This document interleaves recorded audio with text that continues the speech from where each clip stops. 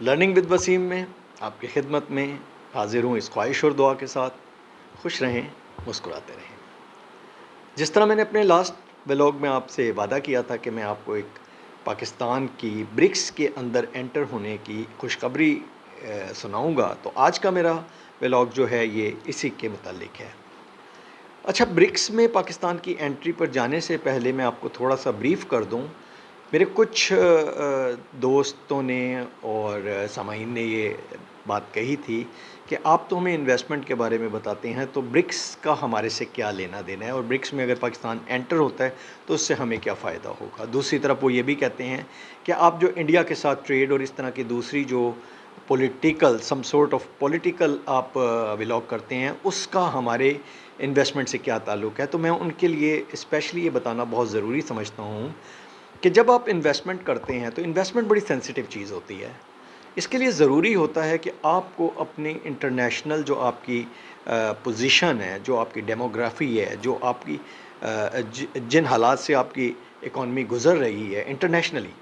اس کے بارے میں آپ کو معلوم ہونا بہت ضروری ہے. کیونکہ جب اس کے بارے میں آپ کی نالج ہوگی، آپ کو پتہ ہوگا، تو آپ صحیح پکچر، ایک کلیئر پکچر آپ کے سامنے ہوگی کہ آپ کی اس وقت اسٹینڈنگ کہاں ہے، پاکستان کی اس وقت اسٹینڈنگ کہاں ہے، اور آپ کو اس وقت کہاں انویسٹ کرنا چاہیے اور کیسے انویسٹ کرنا چاہیے. سو میری یہ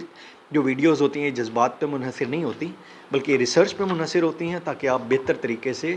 ورلڈ وائڈ پاکستان کی اسٹینڈنگ اور پوزیشن کو دیکھ سکیں اور اس کے بعد فیصلہ کر سکیں کہ آپ نے کہاں انویسٹمنٹ کرنی ہے. تو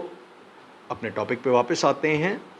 اور برکس کے اوپر آتے ہیں. جیسا کہ آپ جانتے ہیں کہ برکس جو ہے یہ 5 بیسک کنٹریز جو ہیں، Brazil, Russia, India, China and South Africa, انہوں نے مل کے G20 اور G7 کے اگینسٹ میں انہوں نے ایک ایسی انٹر گورنمنٹل آرگنائزیشن فاؤنڈ کی تھی، اسٹیبلش کی تھی، جو کہ آئیڈینٹیفائی کر سکے ان کے میوچول انٹرسٹ کو، ان کی میوچول اپارچونیٹیز کو، اور آپس میں کوارڈینیٹ کر کے ملٹی بینیفٹ کے لیے، میوچول بینیفٹس کے لیے اپنی اکانومی کو بہتر سے بہتر کر سکیں. تو یہ اس کے 5 جو ہیں یہ بنیادی اس کے رکن تھے، فاؤنڈر تھے. اس کے بعد 2023 میں انہوں نے اناؤنس کیا کہ اب ہم مزید ملکوں کو بھی اپنے اندر شامل کرنے کو تیار ہیں. تو کافی سارے ملکوں نے پرمیشن دی، جو آپ تھمبنیل پہ بھی دیکھ سکتے ہیں، جن کا میں نے ذکر کیا ہے. اب ہوتا یہ ہے کہ پاکستان کی سچویشن ایسی تھی کہ نارملی انڈیا اس کو ایک اینیمی ٹریٹ کرتے ہوئے یہ بہت کم چانسز تھے کہ اس کو پاکستان کو ایکسیپٹ کرتا. اگر چائنا اس کو پاکستان کو ریکمینڈ کرتا تو شاید اس کو انڈیا ویٹو کر دیتا.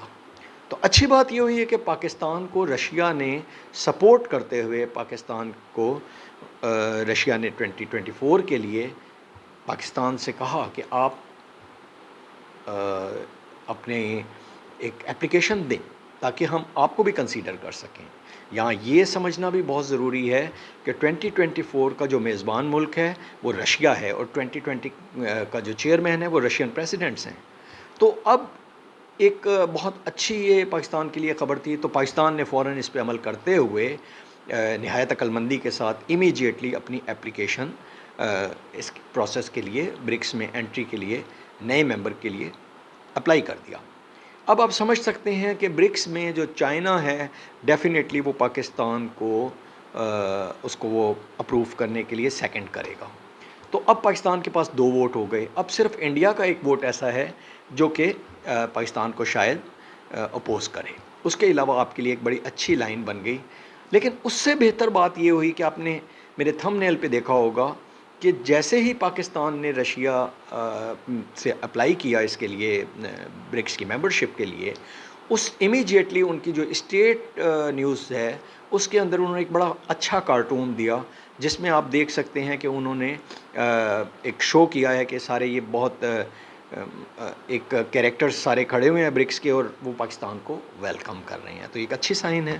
اور ڈیفینیٹلی پاکستان کو اس میں جانا چاہیے، اور پاکستان انشاءاللہ اس میں اپروو بھی ہو جائے گا. اب اس کے اپروو ہونے سے کیا ہوگا کہ آپ کے لیے بزنس کی اپورچونٹی مزید بڑھ جائیں گی. یہاں کچھ اچھی خبریں اور بھی ہیں، جن میں ایک خبر یہ ہے کہ اس دفعہ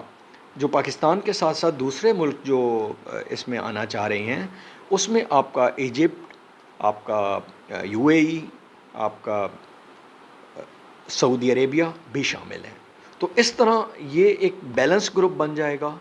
گو کہ انڈیا کا پروسپیکٹو یہ ہے، انڈیا یہ سمجھتا ہے کہ ان ملکوں کے آنے کے بعد شاید انڈیا کی اسٹرینتھ اتنی اس گروپ میں نہ رہے، اور وہاں صرف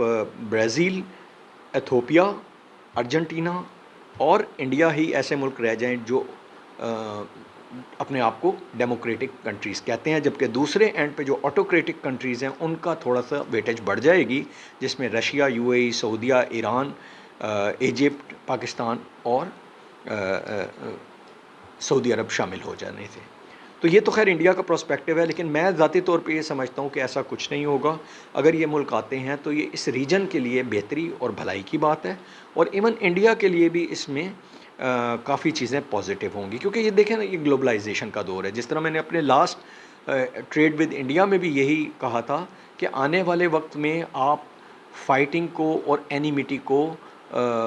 اس کو آپ بالکل افورڈ نہیں کر سکتے۔ آپ کو اپنے ڈورز اوپن کرنے پڑیں گے اپنے نیبرز کے لیے، اپنے ریجن کے لیے، اپنے لوگوں کے لیے، دوسرے لوگوں کے لیے، تاکہ آپ سب اور ہم سب مل کے ایک میوچول بینیفٹ اس کا لے سکیں۔ تو یہ وہ چیز ہے جس میں اب پاکستان جا رہا ہے اور یہ بہت اچھی بات ہے۔ اب تھوڑا سا یہاں سوال یہ پیدا ہوتا ہے کہ رشیا نے پاکستان پہ اتنی مہربانی کیوں کی؟